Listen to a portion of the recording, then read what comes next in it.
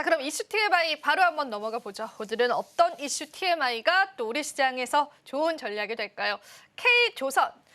이 부분에 관해서 이야기를 안 나눌 수가 없는데요. 또 저희가 아침에도 관련해서 미국과의 협력 관련한 기사들도 좀 쏟아지더라고요. 네네. 그래서 오늘 K조선 또 선정을 해오신 것 같은데요. 이야기 한번 풀어가 보도록 하겠습니다. 네. 연휴 기간에 아마 중요한 성과라고 하면 다만 이제 조선 부분에 대한 협력, 이게 단순한 기대감이 아니라 본격화가 좀 됐다라는 부분들이 오늘의 어떤 추가적인 상승을 좀 이끄는 어떤 계기가 좀 되지 않았나라고 좀 볼 수 있겠고, 최근에 산업부 장관이 미국을 좀 방문한 이후에 한국과 미국이 조선 부분의 협력을 좀 강화하기 위해서 뭐 범정부의 TF를 좀 구성해서 본격적인 어떤 협의를 시작하겠다라고 좀 발표가 좀 나왔죠. 이 부분이 대체적으로 뭐 미국 군함의 어떤 발주가 증가될 수 있는 부분들, MRO에 관련된 성과가 크게 증가되면서 우리 증시에 우리 뭐 K조선의 긍정적인 어떤 기대 요인들이 좀 됐을 텐데, 어제 쉬어갔던 증시에서 뭐 일본의 나무라 조선소가 12% 정도 급등하는 좀 모습을 보였기 때문에 사실 일본 조선사들이 어제 좀 강세를 좀 보였던 그런 부분들을 좀 대비해 봤을 때 우리 증시 안에서도 뭐 조선주의 오늘 상승은 사실 이미 좀 예고가 좀 되지 않았나라고 좀 볼 수가 있겠습니다.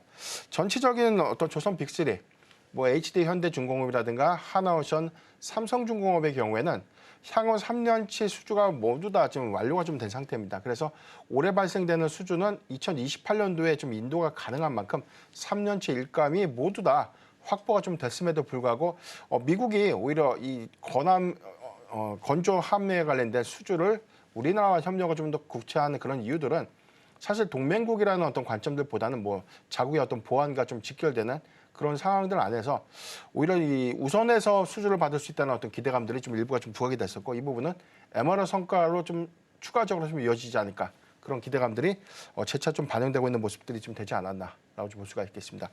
최근에 이제 발표된 보고서가 있었습니다. 미국의 의회 예산국 보고서가 좀 있었는데, 미 해군의 전력 증강을 위해서 2054년까지 현재보다 한 85억 정도의 군함을 신규로 좀 건조를 좀 해야 된다는 어떤 보고서였고요.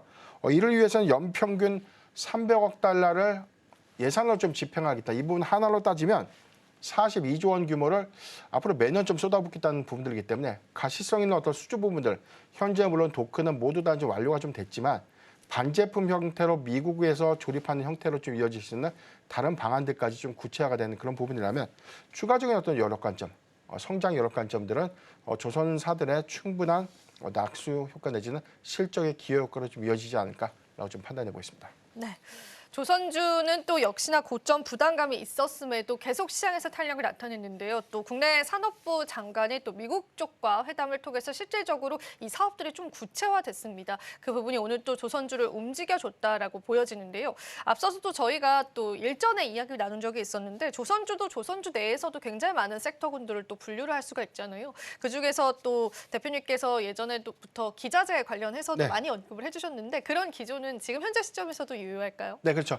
오늘 상승했던 종목들의 뷰를 보면 뭐 HJ중공업이 상한가 안착했고요. 하나오션, HD 한국조선해양, 뭐 HD 현대중공업 이게 뭐 14%대, 10%대 좀 상승을 했는데 삼성중공업은 한 2%밖에 상승을 못했어요. 이 차이가 뭐냐면 뭐 미국의 해군의 어떤 이 선박을 좀 건조하는 그런 기대감들은 오히려 밸류체인에 관련된 어떤 기준이 좀 나눠지는 부분들, 특히나 MRO 사업 부분들은 하나오션이라든가 HD 현대그룹의 조선 계열사들의 어떤 수혜로 좀 이어질 수 있는 부분들이기 때문에 해당에서 상승 기대감들은 이쪽 MRO 사업 성과라든가 미국의 해군 선박의 건조 기대감을 좀 가져가는 수주 연동성을 갖는 그런 조선 기업들의 어떤 이 수급으로 좀 이어졌고요. 별개로 좀 봐야 되면 뭐 미국 안에 LNG 수출에 관련된 내용들이 좀 더 본격화되는 그런 부분들, 내지는 LNG에 관련된 개발이 좀 가속화되면서 수출량들이 좀 더 크게 증가될 수 있는 요인들은 삼성중공업이라든가 뭐 하나오션 같은 LNG 선박을 좀 주력을 하고 있는 그런 기업들, 내지는 여기서 연동되는 LNG 선박의 밸류체인을 좀 구성하고 있는 조선 기자재 업종들의 어떤 수혜로 좀 이어질 수 있겠는데, 대체적으로 오늘 삼성중공업의 어떤 상승폭이 좀 제한된 그런 모습들은 해당되는 LNG 선박의 기대 요인들이 오늘 덜 부각됐다라는 정도로만 좀 해석을 하면 좋을 것 같고, 정책의 현실화 관점에서는 지금 미국의 어떤 선박의 건조 형태들은 도크가 꽉 차 있는 상태에서 많은 물량들을 현재 좀 소화한다는 관점에서 저는 회의적이다라고 볼 수 있겠는데, 다만 지금 LNG 선박의 경우에는 FLNG가 오늘 상반기를 기점으로 보면 일부 도크가 좀 더 순환이 좀 됩니다. 이런 관점에서 중국의 위슨조선소에 대한 이 규제가 좀 더 본격화되는 그런 구간에 반사수에는 삼성중공업이 충분히 좀 받을 수 있기 때문에 저는 오늘의 어떤 일부 상승폭이 좀 제한된 거에서 뭐 아쉬움은 좀 없다라고 볼 수 있겠고, 앞으로 실적과 좀 연동된 성과를 보면 LNG 선박 내지는 LNG 선박의 밸류체인을 구성하고 있는 뭐 조선기자재 업종도 계속해서 좀 관심 있게 좀 봐야 되지 않을까라고 좀 말씀드렸습니다. 네, 조선주 내에서 또 MRO 산업을 영위하는 그런 기업들도 있지만 LNG 관련해서도 트럼프 행정부 들어오면서 많은 또 수혜를 받는 산업군 중에 하나입니다. 이쪽 관련한 섹터군들, 더 나아가서는 기자재 쪽도 체크를 해보시면 좋을 것 같습니다. 자, 그럼 조금 더 원론적인 이야기 좀 나눠보고 싶어요. 미국의 조선업계가 왜 이렇게 많은 배가 필요해지게 됐을까요, 대표님? 지금 미국의 조선의 어떤 기술들이 고도화를 좀 이루지 못했던 점이 좀 가장 컸고, 두 번째는 미국의 사실 뭐 이 용접공이라고 하죠. 네. 전문 인력들이 사실 뭐 현재 연령 기준을 보면 이제 충분히 노인들이 좀 많이 된 거죠. 이런 부분들이 기간 산업의 성장들이 좀 정치했던 구간에서 일단 일시적인 어떤 조선 사업 부분에 대한 성장이 좀 쇠퇴됐던 원인이 좀 가장 크지 않았나라고 좀 볼 수 있겠고, 다만 이 부분을 다시 정상화시키기에는 많은 원가 요소들이 들죠. 지금과는 과거와는 다르게 뭐 인건비라든가 추가적인 어떤 기술 지원이라든가 도크에 관련된 운영이라든가, 그러니까 전반적인 어떤 인력 구조도 다시 구축해야 되는 그런 부분들이 단기간 구성하기 좀 어렵다는 그런 부분들을 좀 감안했을 때, 지금 뭐 일부 미국 안에 조선소가 운영은 좀 될 수는 있겠지만 과거와 좀 다른 양상들은 사실상 이 조선 빅3, 뭐 일본과 한국, 그다음에 중국들이 비약적인 어떤 성장을 좀 이룰 때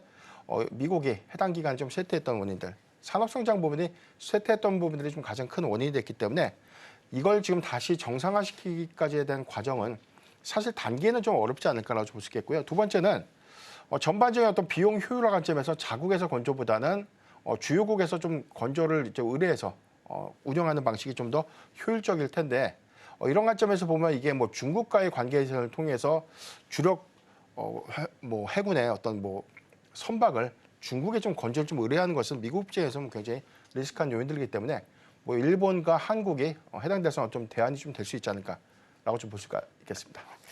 조선 관련해서 이제 미국의 조선업 자체가 산업 성장에 쇠퇴했던 부분들 때문에 지금 트럼프 행정부 들어와서 다시금 조선업을 일으키려고 합니다. 그 과정에서 국내 조선사들이 좋은 대안이 될 수 있습니다. 그 관점에서 계속 우리 시장에서도 관련주들의 수급이 계속 이루어지고 있는데요. 그 부분들 여러분들 살펴보시면서 시장 전략들을 계속 살펴보시면 좋으실 것 같습니다.